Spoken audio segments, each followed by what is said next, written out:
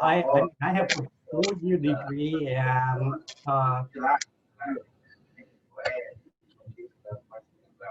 You never call me this. Hey, Elmer, if you can hear us, could you mute yourself, please? okay, I knew. Thanks, Elmer. Thanks, Elmer. Yeah. So, so I found out my 4-year degree in college in finance. I was majoring in finance, and they didn't even teach me anything about personal finance. And hey, I ended up having to learn things the hard way. I actually got my car repossessed when I was 21. Can you imagine? My car repossessed. I filed bankruptcy when I was 21. And then, you know, I overcame that. Hey, and then pursued the American dream, got married, right? Got married, got a house, and I ended up in credit card debts. And so I have to overcome that. So one thing I did is actually really hang on. But back, how many of you remember back in 2008 when the market fall? So at that time, my business partner died. I lost my business. I lost my house. I lost my house through foreclosure, actually. And I almost lost my family. And that's when I surrender, I pray. I go, God, I know there's a purpose in this. I don't know what it is. And if I'm going to surrender and follow my purpose, just help me get out of this hellhole, right? So God did answer my prayer. I actually got my house back cheaper. I wiped out over $300,000 in mortgage debt, gained $130,000 in equity, in home equity. I mean, how many people do you know that lose their house, got it back, and got it back cheaper, and then have equity in their house? Huh? And then I also wiped $80,000 in credit card debt. And then I pray. I was kind of wondering is that I was frustrated. Is that I asked God. I go, look, I'm a financial guy. How can I get into financial trouble? So the message I keep getting is that the reason I have to go through this, so I can have compassion for a lot more people and develop the tools and resources to help a lot of people. So that's kind of like my journey. And throughout the year, I developed tools and resources to help people on their financial freedom journey. Right? So I'm going to give you, I actually create a slide presentation. So I'm going to share my screen.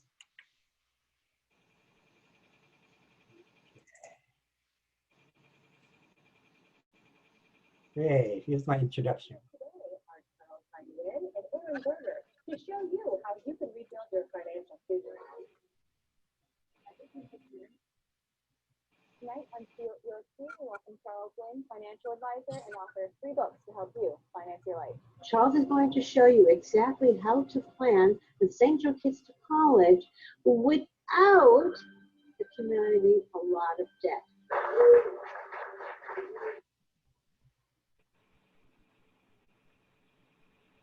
Great. So my basic for why do I teach financial education, but it's more about financial, is about managing tools and resources, right? And every one of us have some type of dream, right? And every dream has a price tag, right? Whether you want a vacation, a nice home, a nice car, all that also have a price, right? Financial freedom actually have a price, and we're gonna go later on of actually defining, there's actually a formula defining what does financial freedom mean. So the question is, you know, what are you guys dreaming? I mean, one of my dream is actually, I was in France a couple of years ago. We were in a training. I actually dressed up like a musketeer, right? And it's so awesome to ride horses and visit like real life castle, right? And here's a picture of the real castle. See, dress up. And we actually, you know, we're practicing sword fight and we were storming the castle and everything with all the whole outfit. So the whole week we were dressing up like musketeer. And I remember that while riding her horses, right? And I mean, this beautiful countryside and the sunset in front of me and the castle behind me. And I go, wow, this is freaking so awesome. I can't believe that this is one of my childhood dreams and I made it happen, right? And it dawned on me at that time, if this can happen, what are other possibilities can happen, right? And so I realized that for me, is schedule a time or place or an activity that put you back in that dream state, right? Because that the dream is what driving you to create financial success. So like any dream, so a little bit about my background, I become a speaker, I write a book, I get on TV show. I'm a ballroom dancer. You believe that? That's one of my dreams. So in order to make any dream happen, there's always a price tag. In our job, here's the challenge. Here's the challenge. Hold on. Right? We're all meant to have big dream in life, right? All big dream in life. Here's the challenge. We only have this short amount of time here on earth. Right? And this is what we always have to balance is fulfilling our dream to be happy and to make a living, to survive, right? And you gotta balance that because if you off balance, let's say, I mean, how many people you know that have big dreams, right? They talk about the big dream and they can't even take care of themselves. Right? And then you have, on the other hand, the people who have a lot of money, right? And they're miserable and then they kill themselves, right? So I realized that in life, you have to have this balance and it's about managing your resources. So financial is one of the key resources and that's the thing that I want to be shared. So in order to understand financial, learn about understanding by managing financial resources, one of the key to learn is about how money works. And let me share with you the screen. How money works. I call this cash flow funnel. I learned this from my former partner. He passed away. He was only actually 61 years old. His name is David Dalton. Ray actually know him. Ray and I and him, we actually went to actually training together. Like we spent like 90 days together, accountability and everything. Back in 2007. So actually I have a long history with Ray. And I learned this from David Dalton. This is his accumulation of his 30 years in financial industry and he was able to pass down to me.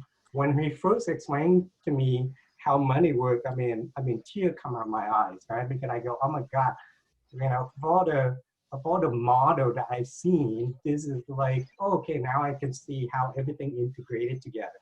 Right? So the way it works is the cash flow funnel is that when money coming in, so money coming in is coming from either active or passive, right? So active is anything like a job, you know, you have self-employed, you're active. Anything that you are actively participating in, make the money. Right? And then the other side is passive. Well, passive is residual income. Residual income or passive income can come in from your investment, can come from your businesses, can come from, let's say, we call it money from book sales, that residual, or even from network marketing company, right? In participating in network marketing businesses. So when they come in, the first dip is like normally you recommend a charity, right? You know how like people recommend that, hey, you give 10% away. And there's a reason for that because whatever you give, you get back in tenfold. So charity, when you give to charity, is actually tax deductible. That's why is, you know, that's the first thing you go to. And some of us have it and some of us don't. The second thing, which is the biggest expense, is taxes, right? So if the more money you make, actually, the more taxes you actually pay. So tax bracket ranging anywhere what 10% to, I mean, if you add the state and the federal, it come down to like 50%. Can you imagine paying taxes? Can you imagine you work your freaking butt off for the whole year, and then you have to split your profit with Uncle Sam, who's sitting there doing not much, right? And not just only, so can you imagine that it's not only like income tax, well, what other tax do you pay? You pay sales tax, right? You make money, you pay taxes. You spend money, you pay taxes. You die, you pay taxes. So, you know, one of the serious shooting in life is debt and taxes. So after you pay taxes, then what you have left is what you call your lifestyle.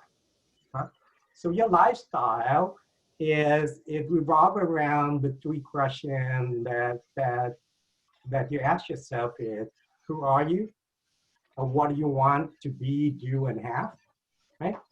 And then that's everything revolves around that, right? It's what do you want to be, do, and have? And so people can have, their lifestyle can be big or small. It depends. It depends how much can you afford. So whatever left, what you spend from the lifestyle, then some of it guys actually drip into short-term saving, to some type of saving. So the saving, this saving is critical because this saving is actually your saving for the rainy day. And you know how it's really critical, especially nowadays, especially with the COVID things happen. Is it like really critical to have rainy day saving?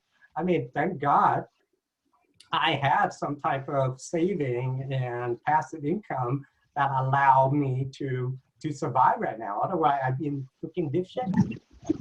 And, you know, because a couple of my other income was cut down because of the economic situation and also, you know, of course, situation. So mainly the short term, we recommend that you have at least 3 months or more, right? In saving that would cover at least your living expense, right? Your lifestyle. So the more wealthy you are, then the more saving that you have. So it depends on your comfortability. So it's recommended anywhere from 90 days and up, right? And then whatever you have left, that dripping to there. And let's say you're spending $3,000 a month, right? So your short-term savings should be at least $9,000 more, right? And so whatever left then go to your long-term saving, right? And then for long-term saving, that's when what do you want to invest in? So from right here, left to right, is to me the order of importance, right? Of what I call like ROI, or the return of your investment. Charles, I think, are you trying to share your screen right now? Yeah. It's I don't see it, and I'm not sure if it. And there you go. Oh, okay. Well, this time you didn't see it. Yeah. Okay. Right now we can all see it now. Thank you. Okay. Yeah. So like income coming in, active or passive, and then go to cherry, go to tax, go to lifestyle, right? And then short-term savings should cover at least 3 months of covering lifestyle, right? And whatever have left is long-term saving. In long-term saving, now the question is what do you want to invest in? From left to right is I think that the priority of ROI, right? And the best investment is always about you, right? Because you can give if you invest in yourself correctly, you can get 1,000 return on your money, right? And then next to you, then it's your business, right? Because that will give you really high return. The next is more security, real estate, and then everything else is, you know, your other retirement fund and more risky, right? So if you're building wealth, I would recommend these 3 areas, right? You, your business, and your real estate. You know, something, some type of investment that have collateral, and sometimes investment that stood over test of time, right? And real estate always stood in the long term. It's always appreciate. So when all the investment, when you invest in this, and what it does, it eventually produce some type of income, both may possibly active and passive, right? And when you have enough, and you create enough income from your business or real estate, when you create some type of residual, when you create a business where it can actually run without you, you can be in anywhere, and your team can run the whole business without you. That's when it becomes passive, right? Ideally, that's what we want to gear toward, and have some type of investment in real estate, what I recommend, that create a residual income, right? Right here. And residual income, that's how you reach financial freedom. So as mentioned earlier, people want to know what financial freedom is. Well, financial freedom in a financial arena, to me, financial freedom is equal passive income, the income that you get from your investment, from what I call your asset. Your passive income is equal or greater than all the expense. You know, the expense, the charity, the tax, your lifestyle, your saving, right? And on top of that, what we don't count here is inflation, right? So your passive income is greater and equal all the expenses and saving. It's greater than that. That's where you reach financial freedom. So if let's say, and it is mean differently from different people. So to me, it's first you have to know what is your lifestyle, right? I mean, what can you live with per month, right? And the less that you have expense on your lifestyle, actually you have a lot more freedom, because hey, you know, just because I was in Hawaii and I stayed with a friend, and we were actually 2-minute walk away from the beach, and around the beach are like freaking fancy nice homes, right? And you know what I noticed? Like most of those nice homes is kind of like it's kind of a vacation home for the rich people, right? And they live there. And the thing is, like, I'm wondering. I mean, most of the time I saw it kind of like empty. The question is, like, if I have such a nice home, I mean, how often they actually live there? But can you imagine the expenses with those homes? I think like some of the home, even the property tax alone on one of those homes, it's like $100,000 a year or more. Right? Can you imagine that? So, hey, it's nice that you have a lot of wealth, have a lot of money, but the question is, what happened when the economic downtime, right? The pandemic hit, right? How much of that would you be affected if something happened? So this is the thing that we got to think about, especially now at this time, is that, you know, what are different ways that you can create, right, multiple stream of income, right? Whether it's passive, whether it's active or passive, because you cannot rely on one source. I mean, I have friends that have beauty salon, nail salon, and when it's shut down, they can't make the money. Huh? They can't make a living, and they still have the house payment to pay, and they still have rent to pay for the shop, right?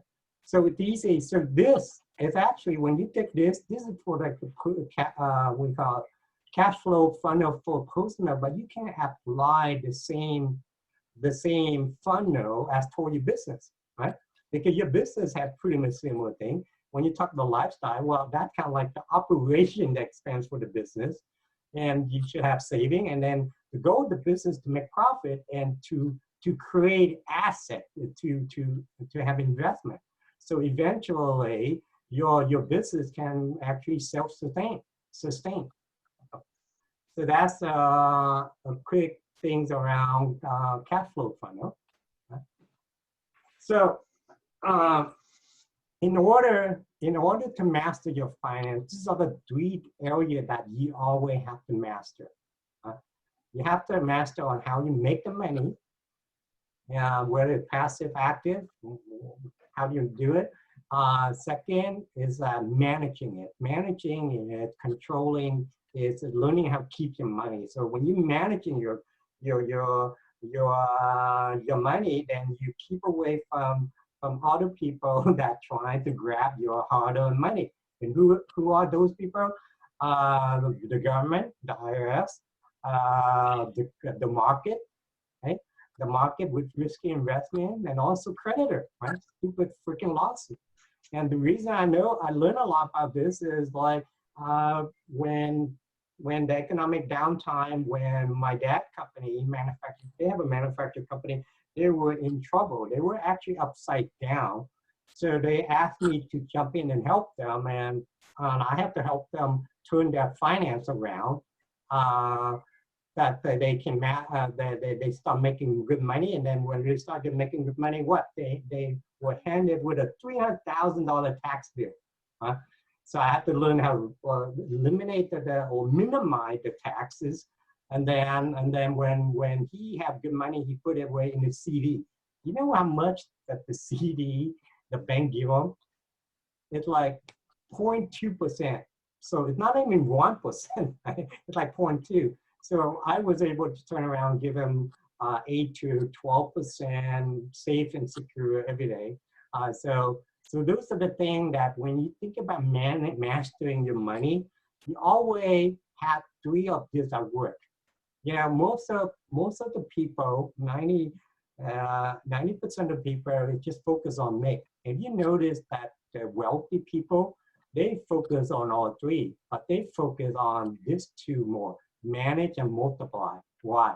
Because when they keep more, and when they get what they keep and multiplies it, and they don't have to, work their butt off on making money.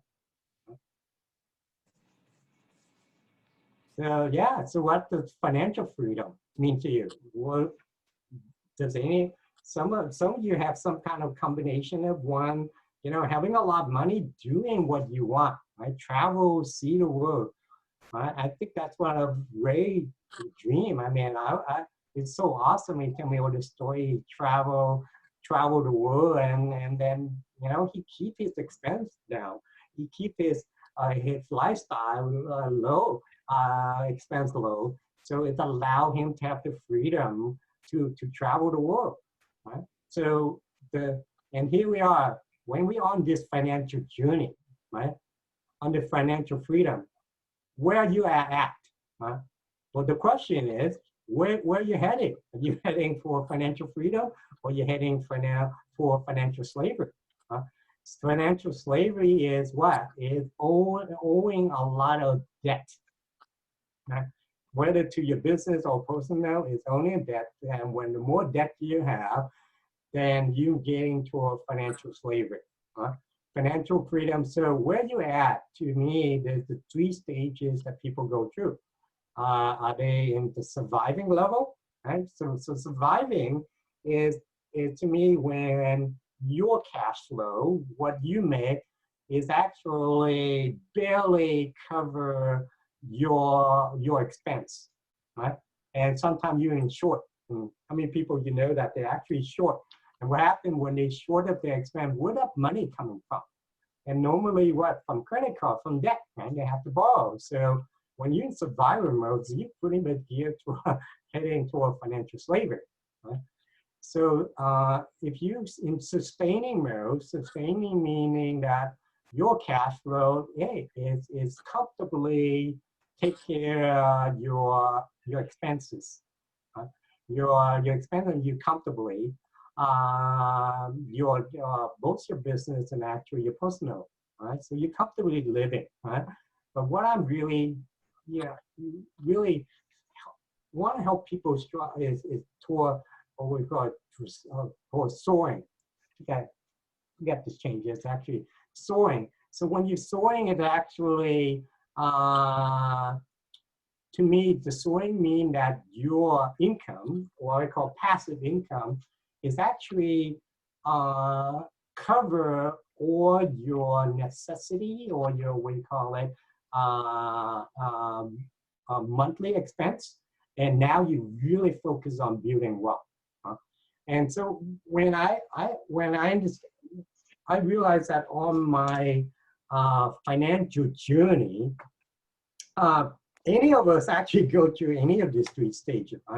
I mean, I remember before 2006, I had multiple stream income. I had money coming in from real estate, from insurance, from investment. I mean, I was making 90% return on investment, right? And then what happened when the market crashed? I mean, I went down to like freaking surviving, right? And then had to get back to sustaining, and then get back to really soaring. And I understand that any of us can be in any of the stages. And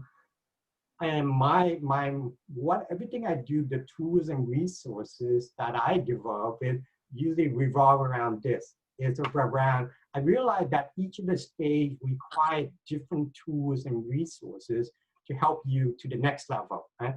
So with you is identify where you are at.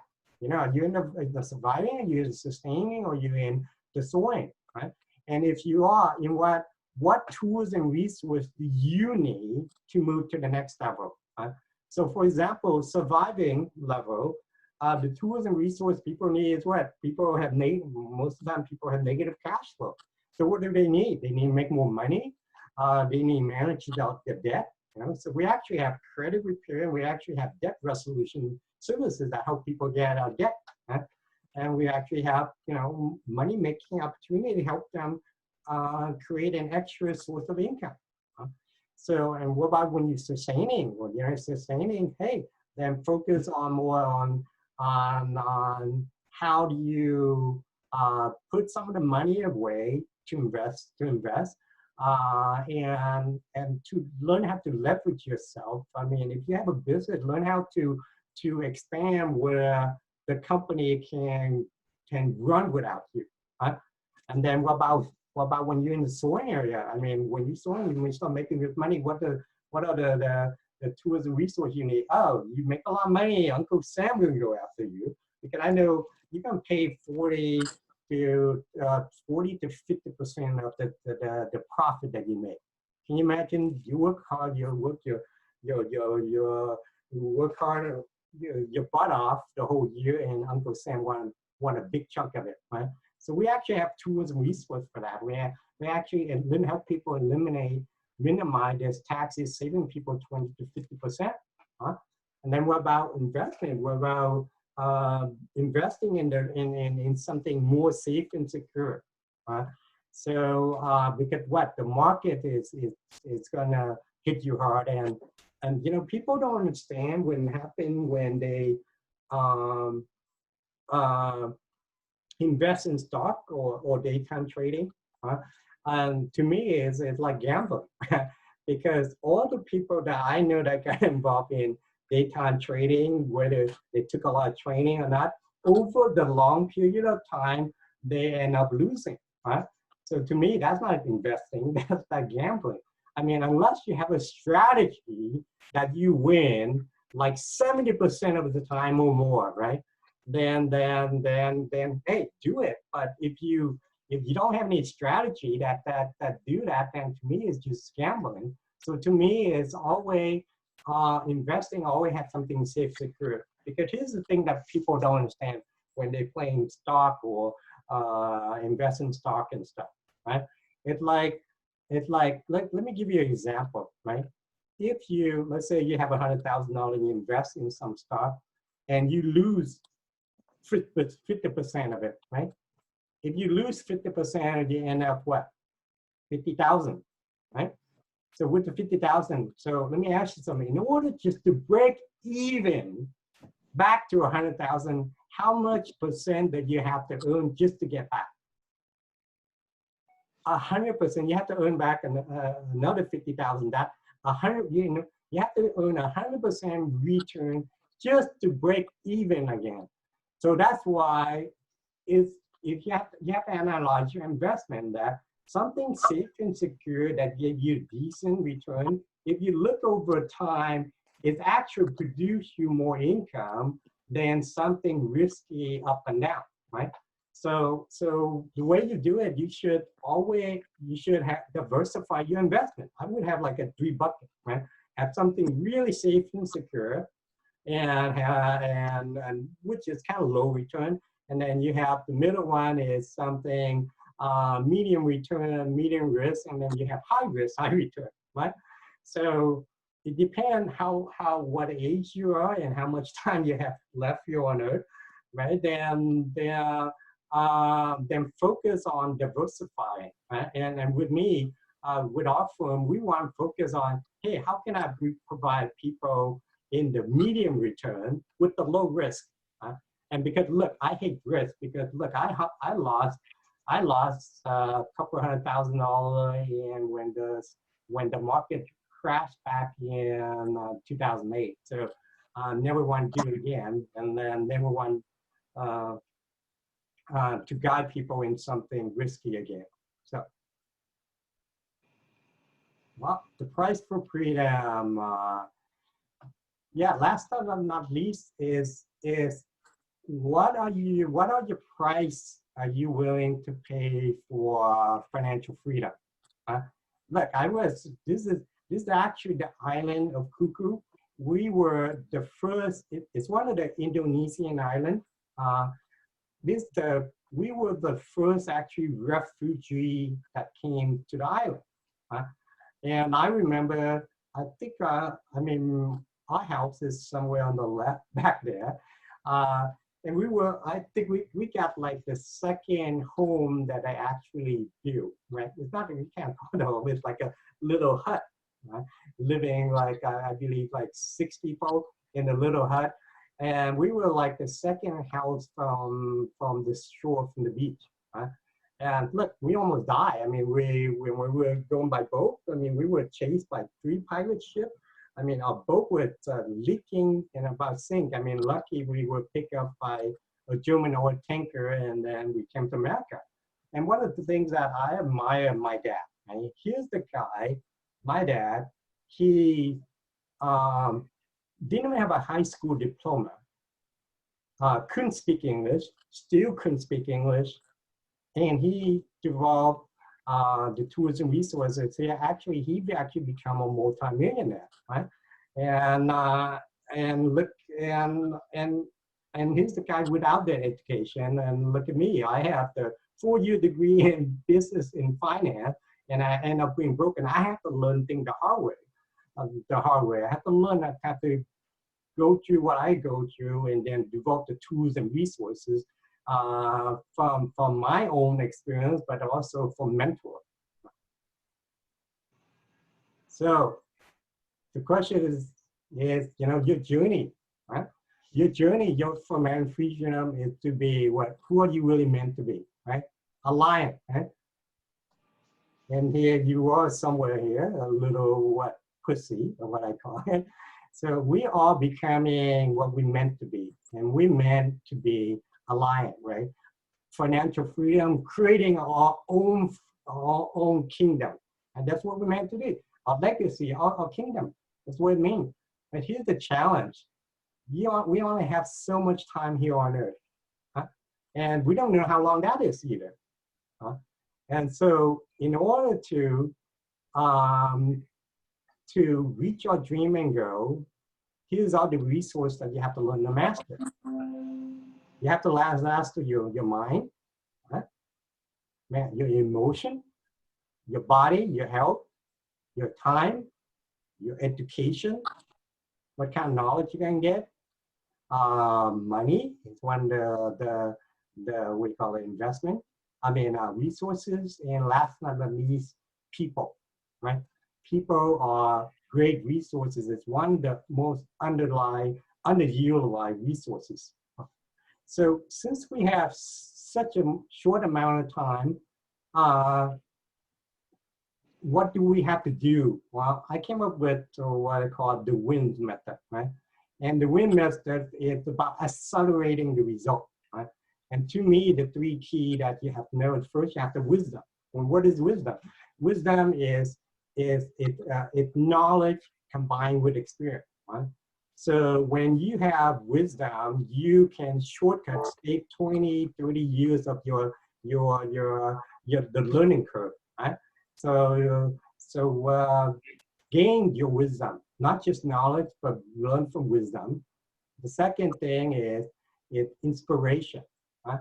How come people might have the same knowledge, but how come one person totally excel and other person doesn't? And it's all about inspiration. And what is your inspiration? Where's your inspiration come from? Where are your big why? Why? Huh? Because let me ask you something. If I tell you to, hey, run across the freeway, in the VZ freeway, how many of you would do it? You would say, like, I'm freaking crazy. But guess what?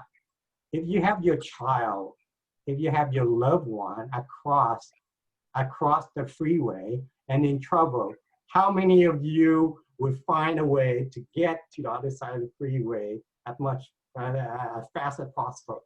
When? Now, so it's not that we lack of knowledge or our resources. Sometimes we lack of our inspiration, our big why. So that's why it's critical to have that big why. And last but not least, is your network. Who are your network, right? Because your network is supposed to be equal to your network. Right? Why? Because the people that you know is the one that give you the wisdom, right? That give you the inspiration, that give you accountable, hold you accountable, and at the same time have access to other resources that you can utilize, that you can leverage, right? So not only they have the resource, and they also network with other people. And especially now at this time, I mean, that's what I love about our group, right? The League of Soaring, man, is about us sharing our resources, sharing our wisdom, right? Motivating each other and giving each other access to the different resources. Why? So we can accomplish the dream. Because, hey, if you want to build your kingdom, right? If you want to build your kingdom, you think that you can build by yourself? Nobody can build a kingdom by themselves. They always need help. So the question is, who are the people in your team? Who are your advisor? All those people, your mentor, your advisor, your colleague, your peer, your customer, who are those people that can help support you that you can create your kingdom? A couple years ago, I went to Vietnam, and I found out that this is actually one of my cousins. She's only 24 years old, and she passed away by a motorcycle accident 60 days before I got there. And I drilled, and I found out that she actually wanted to pursue the American dream, come to America and pursue her American dream, and now she doesn't have that opportunity anymore. And I was standing in front of that did a video, and I was bursting out crying. Right?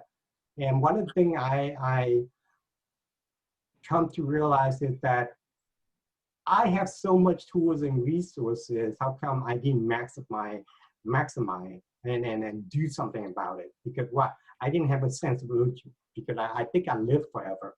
Right? So here's my inspiration. Here's my 3 kids. Timothy, Tia, Tyler. Here's my big wife. Here's another inspiration. These are the orphans in Vietnam.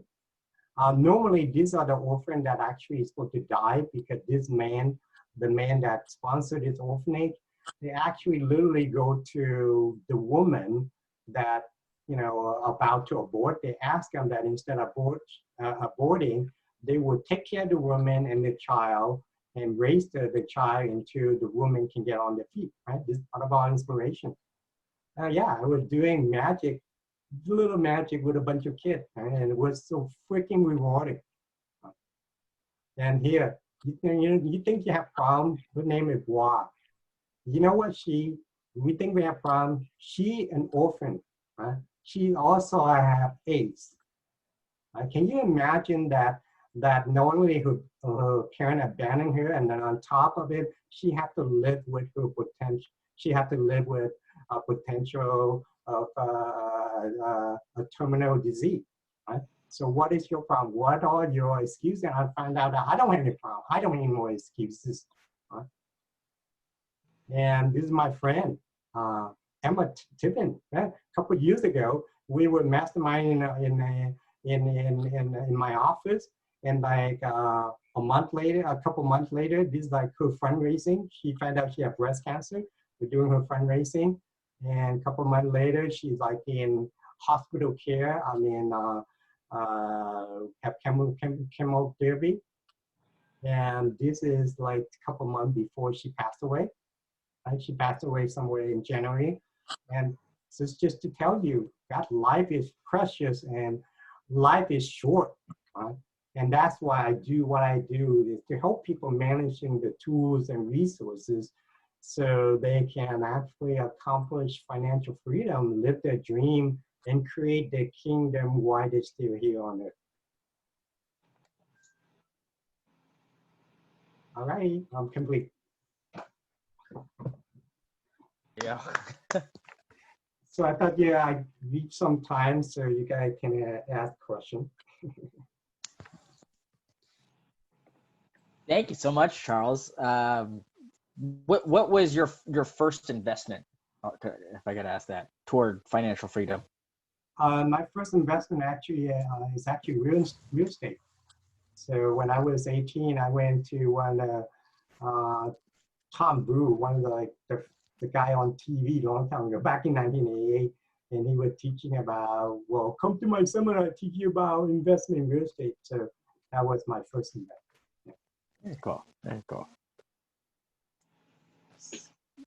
So does your company just teach financial education kind of fundamentals, like you're saying?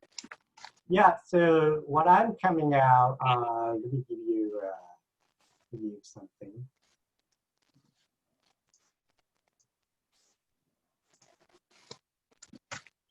Yeah, I've been a freaking lazy lawyer, guy. Yeah, I created this financial course. I've been sitting there for a while, and Ray been trying to kick my ass to get it out there.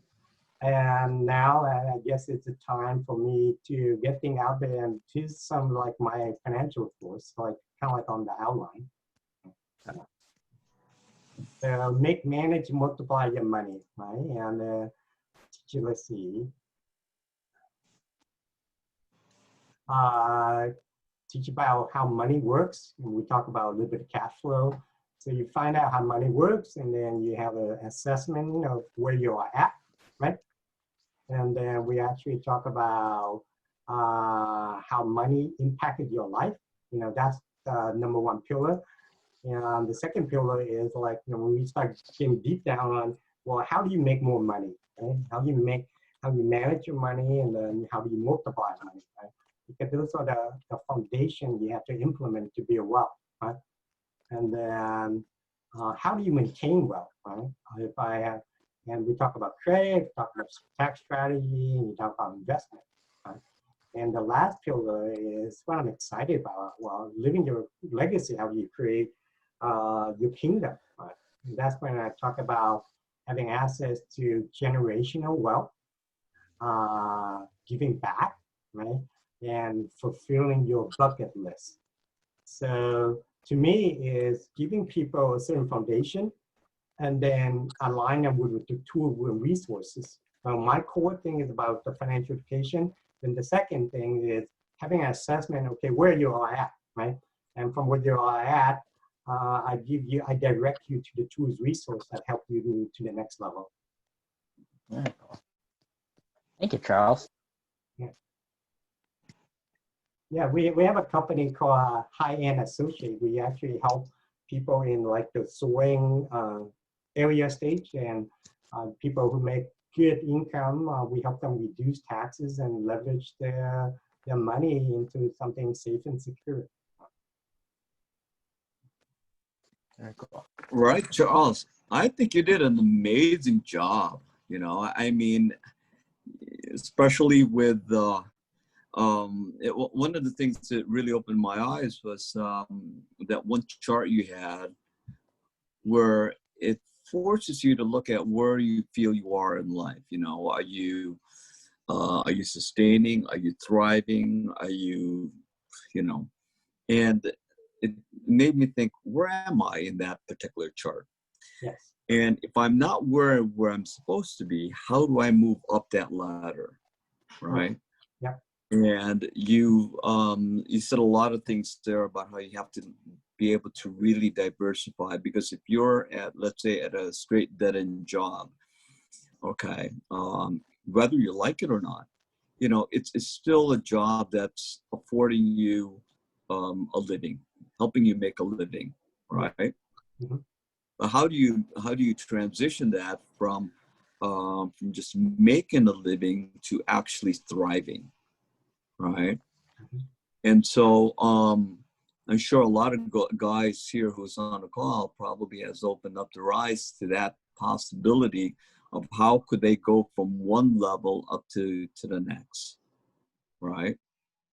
I think that's really good. You know, I hope a lot of guys could be able to use that as sort of like a litmus test to find out where they're at and what they need to do to work on some of the strategies that you have outlined, that they could move up to that level, you know, to a point where maybe they could quit their job. Maybe they could have create a new career in which they are more of an entrepreneur or an investor, so that they could travel the world when they want to, right? Or at least to a level where they could start investing in other property or getting involved in philanthropy, or even, you know, starting another business. So I think you touched up on a lot of points there, and I wanted to know from the guys who's on the call, what are their takes? You know, what do they feel that they, based on what Charles has shared, what is it that they could do with their lives that is differently to help move them along that process? All right. And also, we want to open this up. So if you guys, any guys here have any questions for Charles, you could ask him as well. Anybody has any questions? I have a question. Go ahead, Gary. Hi, Charles. My name is Gary. So you mentioned that you have a journey in the beginning, that, you know, how to attain that financial freedom. Mm-hmm. I assume that when you were in your younger age, you were more aggressive into building that wealth. Now, I will venture to say that you are comfortable. How aggressive are you now in building, or are you still having that same drive to like keep grinding and keep making as much as you can? Because life is short. You want to see what is your I would say your ability. Like, what is your ceiling? Where are you in your goals and in your journey? Well, I was comfortable for the past, let's see, 10 years or so, right? And until last year, what happened was I was going through my own divorce. And when I go through divorce, I was working, I was the CFO for a manufacturing company with my dad owned. And I was running my other business aside, but I did not really push toward my business, right? I was trying to help him grow. And so I was comfortable with the income, and I found out that had a devastating effect, right? When we have a falling out with relationship, I mean, my income was cut, right? And now look, and then on top of that, the economic hit and the COVID things hit.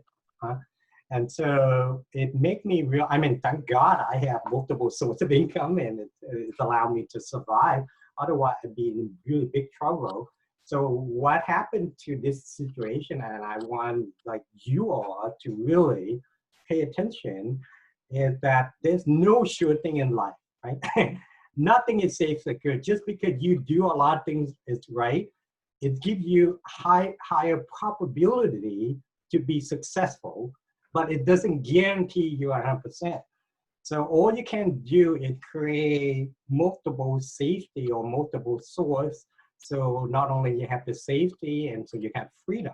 So right now, I mean, I'm like full throttle. I mean, working focused at 200% because because first of all, because of this situation, I don't want to be in this situation of helplessness. And at the same time, as I get older, I understand that I don't have that much time left on earth, right? So who knows? And so whatever time I have left, I want to really accelerate. And the way you accelerate that is that really big why, right? And have that reminder over and over again, what are you doing for, right? Because if you don't have that big why, you fall back to being comfortable and complacent and then being lazy, right? And so the big why give you motivation and give you the drive, but at the same time, what I'm also learning, like stop doing things by yourself, right? Because we have so much resources that we underutilize.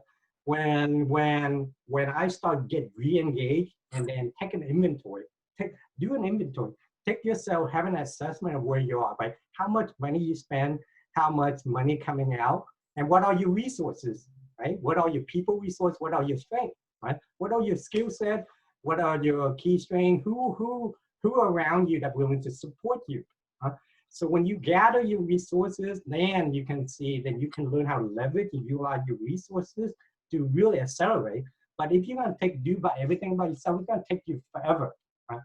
So like say, for example, so one of the things I need to do with my dad company was to grow the company. Right? So I procrastinated, right? I wait for everything to be perfect. Right? So when it comes to creative business plan, actually we create a sales plan and we could actually create a proposal to offer to buy him out. And I mean, I started 5 years ago. And finally I go, okay, I'm gonna put my mind, I actually asked for help.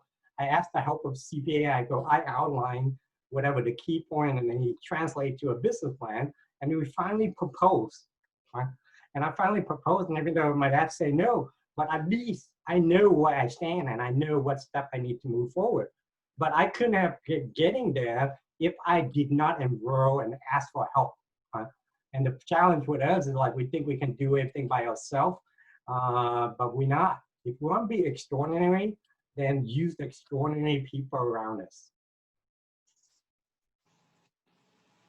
I'm not sure if I'm hugging the whole thing, but I'm just going to go for it. Knowing what you know now, what would you do different? No, if you do it to go back 20 years. What I do different? Do you do the same thing? Yeah, pretty much the same thing.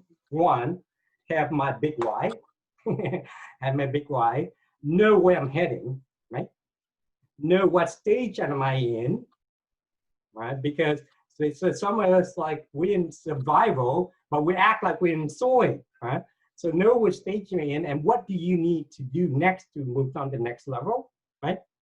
And then at the same time, gather all the resources that you have and leverage other people, you know, team up with people that you can accelerate whatever your progress. Thank you. Elmer, you have any questions? Anybody else has any other questions? I have a question. Okay. Hi, Elmer.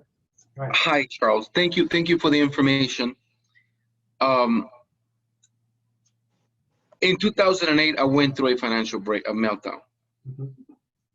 And all I do is real estate. I breathe, eat, dream, shit real estate. I'm very laser focused. And that has proven to be a mistake. The question is, I want to piggyback on Gary's question. Knowing what you have learned, when what you know now, if you were to go back, when shit hit the fan for you, what would you have done different with the tools, with the experience that you now have? Okay. So one is that always diversify, right? And because during the economic meltdown, usually one certain industry is down. However, other industry might be in operational. So first thing is diversify. The second thing, like in any investment that you have, there have to be a game plan, right? Here's the problem when people invest, right? First of all, they don't know what the rules are, right? Understand all the rules. Second of all, they don't know what are the winning strategies, right? And third of all, and really critical, what is your exit strategy? You're back in 15 Right? minutes. What is your exit strategy? Because when the worst thing happens, how can you get out of it, right? I have friends that have like 20 property or more during the 2006, 2007, right? So when it was downturning, instead of cutting the loss and sell it and cut out his native cash flow, he keep getting emotional. He go, well, it's gonna turn around, it's gonna turn around. Man, he was having $20,000 native cash flow per month. And where that money that he had to pay, he started taking out from his home of equity. And so eventually he lost all the 20 property. And then now he had a bunch of debt in his home, and then end up losing his home as well. So you gotta have exit strategy. Everything in business investment, what is your exit strategy? This is the thing people don't talk about, you know? They don't want to talk about the exit strategy is not wait till the end, right? The exit strategy is not till the end. Yeah, we're gonna write it out, right? Okay. Okay. Yeah. So then have a different exit strategy. Got it. Thank you, Charles. Thank you. Yeah, because if you have exit strategy, you either have enough saving to ride through the negative, well, to the downturn, right? Or you sell it short. I mean, if you sell it short, you know, reserve some of your cash. When the market go like bottom up, I mean, wouldn't you have a lot of cash to buy into a lot more property, a lot more opportunity? But people don't have that vision. And the problem with investment, they are so emotionally involved, and they don't really think logically, right? And the one that I know personally that actually ride through it and actually profit from it, they didn't react to the emotion, right? They sell fast, and then when the market turning, they buy. When it was really low, they buy, right? And they make a bunch of money.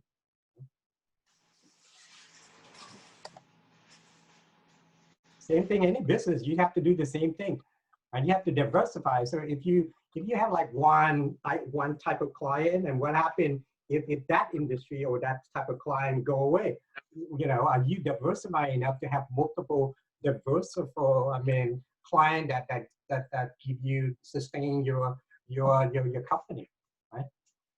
I mean, look at people who in the nail shop. I mean, I told people to be creative. I go, okay, if people cannot come to your shop, why don't you create a mobile service that go to people's house and charge them a little bit more, right? And then on top of that, I go, stop thinking that you only provide a nail service. Why do you, when doing the nail service, why don't you start asking your client, what do they want and need, right? And that's the key. And if you know what they want and need, could you refer other people to them and make a what you call a referral fee or something? Huh? So that's how you can create actually multiple streams of income, and that's how you can be creative. Because hey, if you don't, then look, I have one of my friends who was he prospered doing back in 2004, 2005, right? He have a what you call it credit card processing business, right? And he was making a killing, right? And then when I ask him to partner with him, I go, hey, what about your client? Can I provide insurance and financial service to your client? And then you get a commission. And then, you know, he didn't want to, you know, he say, no, I don't want it. I don't care, right? He said, you can call them yourself, right? And guess what? Like a couple of years later, what happened? Competition coming in, he losing his business. You know, he could have multiple stream income, and from that money, he could invest in, you know, in different areas. So even in business, you know, you got to diversify, because you have to ask yourself, what would the worst thing happen? How can I deal with it? Just like happening right now. I mean, you can look at COVID as a bad thing. It's also a good thing. It's given us a reminder how precious life is, how precious time is, how precious our resources, and what are you going to do to be resourceful, right? And I think that's the key to being extraordinary, man. It's not about the resource that we have, it's how we can be resourceful and have fun. I remember, like, I mean, you know how resourceful we are in the refugee camp when we were kids? Look at this. This is the bottle cap, you know? You know what we do with the bottle cap? We flatten it, right? We drill 2 holes, we hammer 2 holes, we put a two string, a string to it, and when we use that at the game, right? And we were having fun. I mean, I was having a blast. And the coconut, I remember with the coconut, we were playing soccer, at the beach. I mean, that was freaking fun. What? We didn't have freaking games to play or whatever. And so that's about being resourceful. So in anything, how can you take that mindset within yourself, within your business, within, building your kingdom, your empire?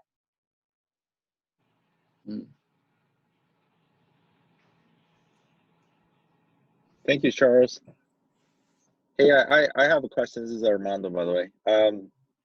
Besides real estate, what other source of residual income do you recommend?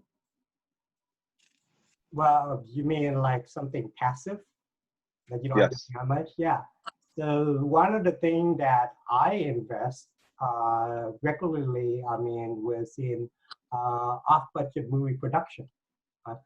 So one of my close friends, he's actually a CPA. He ran into opportunity of investing in off-budget production, movie production. So the off-budget is like, let's say you have major movie like Avenger, for example, and at the end of production, they need extra money to finish the scene, right? So they're not going to go to the major investor. They're not going back to the bank. It takes too long. So they invest in us, right? And then, so when they invest in us, we actually make them buy an insurance bond. So our money is secure. And then because once they finish the movie, everybody get paid because they already pre-sold the movie to the investor, to the distribution already, even before they in production, right? So that's what a safe investment. We got like 10 to 12% return on that. And we also have a real estate investment pool that's secure against real estate that give people like 6 to 8%. And they pay out every 6 months, so you give people kind of like a steady cash flow, but it's also secure again. So like in any investment, have something like that have some type of safety net into it. Whether it's collateralized by the real estate or by an insurance bond or something. Thank you. And also, as far as the stream of incomes, how many do you recommend? Oh, definitely. I recommend at least 3 streams of income for active income that you want to build, right? Right. Because, we can only focus on so much. Usually 3 is good. 3 is the maximum, right? Right.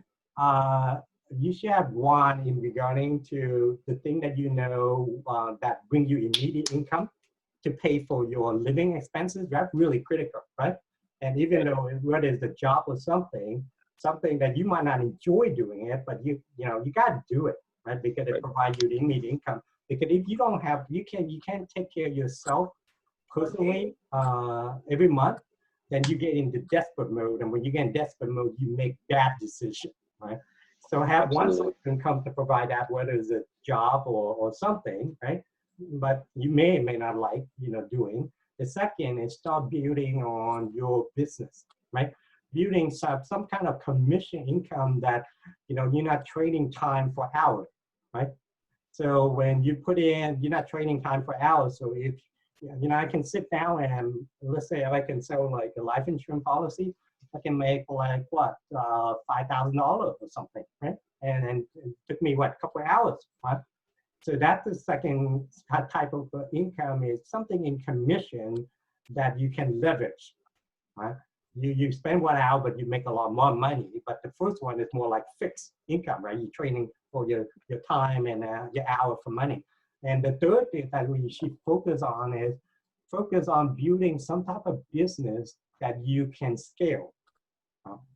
So whether you can scale with your business, or most people they do, they can create they join a network marketing company. Because when I was staying in Hawaii, the friend I was staying with, I was partially helping her with her business, and she had a residual income of $8,000 residual income, and she hadn't worked for the last 5-6 years. And now she's actually getting back and building the business and again. But the challenge with her business at that time is in her area, it's like 40% of the people in Hawaii are unemployed. Wow. Yeah. Yeah. Well, thank you so much for your answers. Does anybody else in the group have any questions?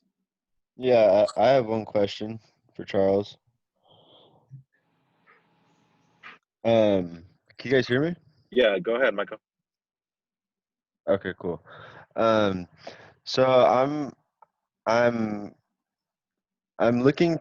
saving up money right now, and I'm thinking about, I'm moving out to Florida where real estate's a little bit cheaper. And so I'm kind of looking into possibly buying a home,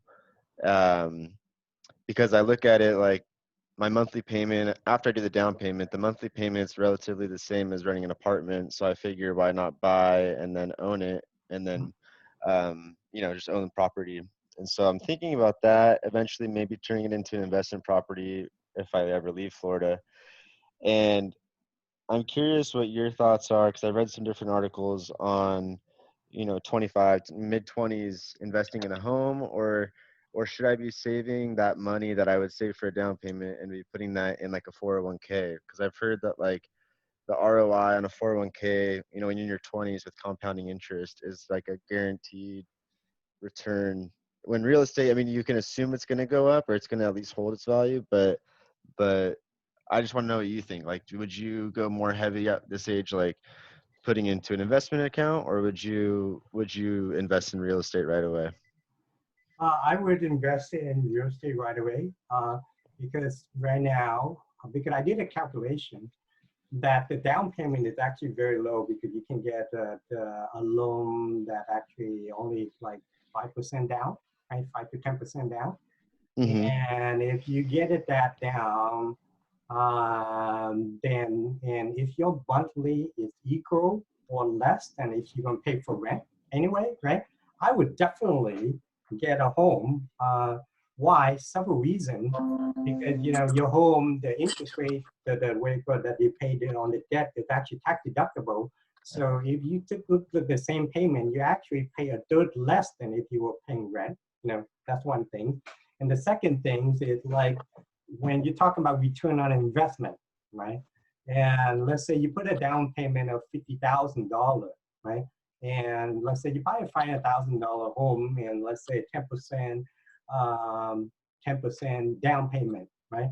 So you look at it when you get appreciation for the home, you get appreciation on the whole $500,000, not your $50,000, right? So if you look at it in the long run, you actually have a lot higher return on your investment in a house than if you invest in your 401k or other money. Thank you. Yeah. Also, Micah, you got to take advantage of the interest rates. We're probably not going to see those interest rates so low. Yep. They're probably going to stick around for the next 2-3 years, or maybe a little bit longer. But the interest rates are so low, your payments on that house is going to be extremely, extremely low. So you got to take advantage of that. And not only that, you're only 24, I believe. So by the time you are, I would say 40 something, you perhaps may have paid that house off, which that money, you're going to now have residual income, positive residual income coming into you. And just leave the house. Yeah. Just keep the house. Totally.